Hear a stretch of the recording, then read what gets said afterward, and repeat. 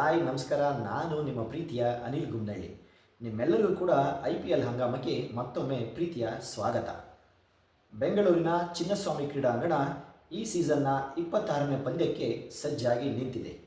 ಗೆಲುವಿನ ನಾಗಾಲೋಟವನ್ನು ಮುಂದುವರಿಸಿರುವ RCB ಒಂದು ಕಡೆ ಆದರೆ, ಎರಡು ಗೆಲುವಿನ ನಂತರ ಎರಡು ಸೋಲನ್ನು ಕಂಡು ಹ್ಯಾಟ್ರಿಕ್ ಸೋಲಿನ ಭಯದಲ್ಲಿರುವ DC ತಂಡ ಮತ್ತೊಂದು ಕಡೆ. ಅಬ್ಬಾ, ಎಲ್ರಿಗೂ ಗೊತ್ತಿತ್ತು RCB LSG ವಿರುದ್ಧ ಗೆದ್ದೇ ಗೆಲ್ಲುತ್ತೆ ಅಂತ. ಆದರೆ ಇಷ್ಟು ಸುಲಭ ಅಂತ ಯಾರೂ ನಿರೀಕ್ಷೆ ಮಾಡಿರಲಿಲ್ಲ. ಈ ಗೆಲುವಿನ ರೂವಾರಿ ಜಮ್ಮು ಕಾಶ್ಮೀರದ ಯುವ ಪ್ರತಿಭೆ ರಸಿಕ್ ಸಲಾಂ. ಬುಧವಾರ ರಾತ್ರಿ ಅವರು ಕೆಂಪು ಕೋಟೆಯಲ್ಲಿ ಮಾಡಿದ ಜಾದೂಗೆ 6 ಅಡಿ ಎತ್ತರದ ದೈತ್ಯ ಹ್ಯಾಸಲ್ವುಡ್ ಕೂಡ ಕೆಲ ಕ್ಷಣ ದಂಗಾದರು. ಕಳೆದ 18 ಆವೃತ್ತಿಗಳಿಂದ ಈ ಸಲ ಕಪ್ ನಮ್ಮದೇ ಅಂತ ಹೇಳ್ಕೊಂಡು ಕಳೆದ ಬಾರಿ RCB ತಂಡ ಕಪ್ ಗೆದ್ದಾಗ ಅಭಿಮಾನಿಗಳ ಸಂಭ್ರಮಕ್ಕೆ ಕಡೆ ಇರಲಿಲ್ಲ. ಈ ಬಾರಿಯೂ ಕೂಡ ಅಂಥದೇ ವಾತಾವರಣದಲ್ಲಿ ಚಿನ್ನಸ್ವಾಮಿ ಅಂಗಳದಲ್ಲಿ ಈಗಾಗಲೇ 3 ಗೆಲುವನ್ನು ಗಳಿಸಿರ್ತಕ್ಕಂಥ RCB ತಂಡ ನಾಳಿನ ಪಂದ್ಯದಲ್ಲಿ DC ತಂಡದ ವಿರುದ್ಧ ಮತ್ತೊಂದು ಗೆಲುವನ್ನು ಹಾಕಬೇಕು, ಗೆಲುವಿನ ಕೇಕೆಯನ್ನು ಹಾಕಬೇಕು ಅಂತಕ್ಕಂಥ ಸಂಭ್ರಮಾಚರಣೆಯಲ್ಲಿ ಈಗಾಗಲೇ ಎಲ್ಲ ಅಭಿಮಾನಿಗಳು ಕಾತರದಿಂದ ಕಾಯ್ತಾ ಇದ್ದಾರೆ. ನಾವು ಎರಡೂ ತಂಡಗಳ ಬಲಾಬಲವನ್ನು ನೋಡೋದಾದರೆ RCB ತಂಡನೇ DC ತಂಡಕ್ಕಿಂತ ಎಲ್ಲ ವಿಭಾಗದಲ್ಲಿ ಆಟ್ ಫೇವರೇಟ್ ಅನ್ನೋದರಲ್ಲಿ ಎರಡು ಮಾತಿಲ್ಲ. ಎರಡೂ ತಂಡಗಳ ನಾವು ಬಲಾಬಲವನ್ನು ನೋಡೋದಾದರೆ ಆಡಿರ್ತಕ್ಕಂಥ 33 ಪಂದ್ಯಗಳಲ್ಲಿ RCB ತಂಡನೇ 20 ಬಾರಿ ಗೆದ್ದು ಬೀಗಿದೆ. 12 ಸಾರಿ DC ತಂಡ ಗೆಲುವನ್ನು ಸಾಧಿಸಿದರೆ ಒಂದು ಪಂದ್ಯದಲ್ಲಿ ಯಾವುದೇ ಫಲಿತಾಂಶ ಬಂದಿಲ್ಲ. ಹಾಗಾಗಿ ನಾಳಿನ ಪಂದ್ಯದಲ್ಲೂ ಕೂಡ RCB ತಂಡ ಎಲ್ಲ ರೀತಿಯಲ್ಲಿ ಮೇಲುಗೈ ಸಾಧಿಸುವ ಲಕ್ಷಣಗಳು ನಿಚ್ಚಳವಾಗಿದ್ದಾವೆ. ನಾವು RCB ತಂಡದ ಒಂದು ಪ್ಲೇಯಿಂಗ್ 11 ನೋಡೋದಾದರೆ, RCB ತಂಡ ಗೆಲುವಿನ ನಾಗಾಲೋಟವನ್ನು ಮುಂದುವರಿಸಿದ್ರಿಂದ ಕಳೆದ ಪಂದ್ಯದಲ್ಲಿ ಆಡಿದಂಥ ಪ್ಲೇಯಿಂಗ್ 11 ಮುಂದುವರಿಸುವ ಸಾಧ್ಯತೆಗಳು ನಿಚ್ಚಳವಾಗಿದ್ದಾವೆ. ಕೊಹ್ಲಿ ಅವರು ಇಂಪ್ಯಾಕ್ಟ್ ಪ್ಲೇಯರ್ ಆಗಿ ಬ್ಯಾಟಿಂಗಿಗೆ ಇಳಿದು ಭರ್ಜರಿ 49 ರನ್ಗಳನ್ನು ಗಳಿಸುವುದರ ಮೂಲಕ LSG ವಿರುದ್ಧ ತಂಡ ಸುಲಭ ಗೆಲುವನ್ನು ಬಾರಿಸಲಿಕ್ಕೆ ಅವರು ಸಹಕಾರಿಯಾಗಿದ್ದರು. ಇನ್ನು ಉಳಿದಂತೆ ಸಾಲ್ಟ್ ಅವರು ವಿಫಲರಾದರೂ ಕೂಡ ಮುಂದಿನ ಪಂದ್ಯದಲ್ಲಿ ಅವರು ಫಾರ್ಮ್ಗೆ ಬರ್ತಾರೆ ಅಂತಕ್ಕಂಥದ್ದು ಈಗ ಹಲವಾರು ಪಂದ್ಯಗಳಲ್ಲಿ ಸಾಬೀತಾಗಿದೆ. ಪಾಟೀದಾರ್ ಇರ್ಬೋದು, ಪಡಿಕ್ಕಲ್ಲು ಬಹಳ ಮುಖ್ಯವಾಗಿ ನಾವಿಲ್ಲಿ ಗಮನಿಸಬೇಕಾಗಿರೋದು, 2 ಅರ್ಧಶತಕಗಳನ್ನು ಗಳಿಸಿರ್ತಕ್ಕಂಥ ಪಡಿಕ್ಕಲ್ಲು ಕಳೆದ 2 ಪಂದ್ಯಗಳಿಂದ ರನ್ ಗಳಿಸಲಿಕ್ಕೆ ಮತ್ತೆ ವಿಫಲರಾಗ್ತಾ ಇದ್ದಾರೆ. ಇದು ಸ್ವಲ್ಪ ಮಟ್ಟಿನ ಎಚ್ಚರಿಕೆ ಅಂತಲೇ ಹೇಳಬೇಕು. ಪಾಟೀದಾರ್ ಇರ್ಬೋದು, ಡೇವಿಡ್ ಇರ್ಬೋದು, ಈಗಾಗಲೇ ಬ್ಯಾಟಿಂಗ್ನಲ್ಲಿ ಲಯವನ್ನು ಕಂಡುಕೊಂಡಿದ್ದಾರೆ. ಶೆಪರ್ಡ್ ಅವರು ಬೌಲಿಂಗ್ ಮಾಡ್ತಾ ಇಲ್ಲ, ಆದರೆ ಬ್ಯಾಟಿಂಗಲ್ಲಿ ಅವರಿಗೆ ಹೆಚ್ಚಿನ ಅವಕಾಶ ಸಿಗದಿರೋದ್ರಿಂದ ನಾಳಿನ ಪಂದ್ಯದಲ್ಲಿ ಹೆಚ್ಚಿನ ಅವಕಾಶ ಸಿಕ್ಕಿದರೆ ಅವರು ಕೂಡ ರನ್ ಗಳಿಸಬೇಕಾದಂಥ ಜವಾಬ್ದಾರಿಯನ್ನು ಹೊರಬೇಕಾಗುತ್ತೆ. ಇನ್ನು ಬೌಲಿಂಗ್ ವಿಭಾಗದಲ್ಲಿ ನಾವು ರಸಿಕ್ ಸಲಾಂ ಅವ್ರ ಬಗ್ಗೆ ಎಷ್ಟು ಹೇಳಿದರೂ ಸಾಲದು.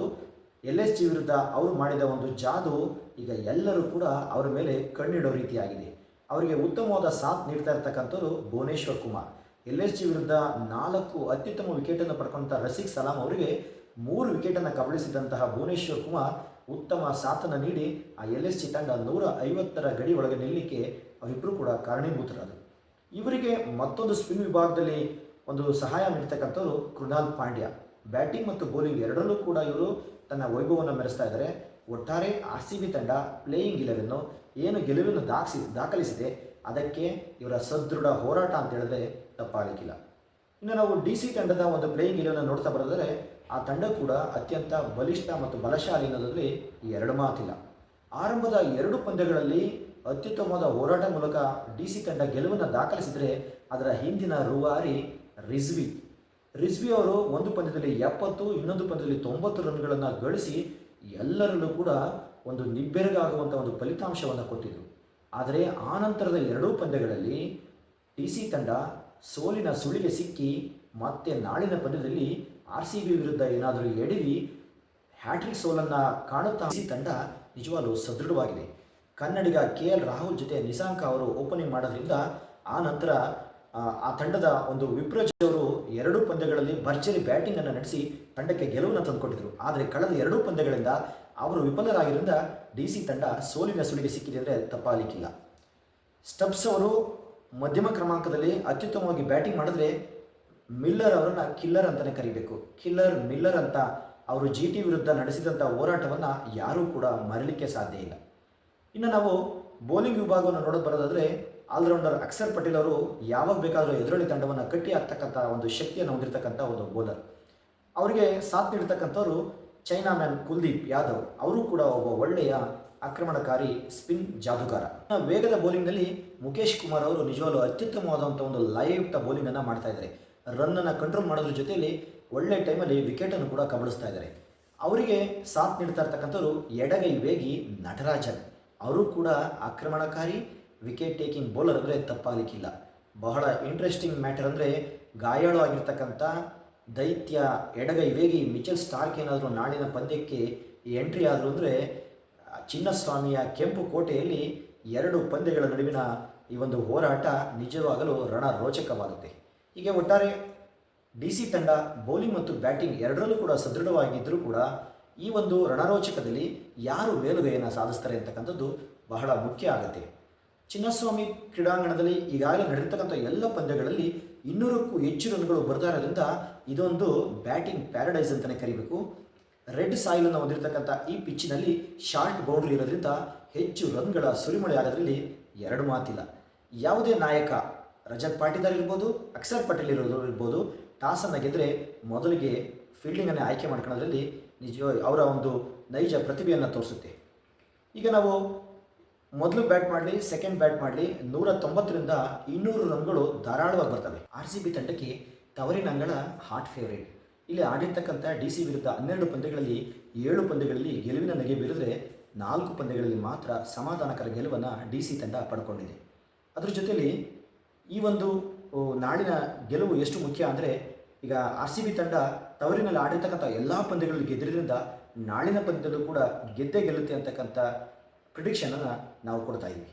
ಈ ಒಂದು ಪಂದ್ಯದಲ್ಲಿ ನಾವು ಕೀ ಬ್ಯಾಟರ್ಸನ್ನು ನೋಡೋದಾದರೆ ಹ್ಯಾಸಲ್ವುಡ್ ವರ್ಸಸ್ ಕನ್ನಡಿಗ KL ರಾಹುಲ್, ಹಾಗೆ Rasikh Salam versus Miller killer, ಹಾಗೆ ಮತ್ತೊಂದು ಕೀ ಬ್ಯಾಟಲ್ಸಲ್ಲಿ ಮುಖೇಶ್ ಕುಮಾರ್ ವರ್ಸಸ್ ಸಾಲ್ಟ್, ಹಾಗೆ ನಾಯಕ Axar Patel versus king Kohli.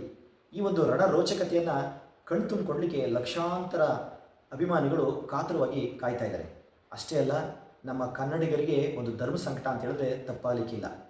King Kohli ಹಾಗೆ ರಜತ್ ಪಾಟಿದಾರ್ ನಾಯಕತ್ವದ RCB ತಂಡದ ಗೆಲುವಿನ ನಾಗಾಲೋಟವನ್ನು ಮುಂದುವರಿಸಲಿ ಅಂತಕ್ಕಂಥ ಅಭಿಲಾಷೆ ಎಲ್ಲರದಿದ್ದರೆ, ಹಾಗೆ ಎದುರಾಳಿ DC ತಂಡದಲ್ಲಿ ಕನ್ನಡಿಗ KL ರಾಹುಲ್ ಇದ್ದಾರೆ.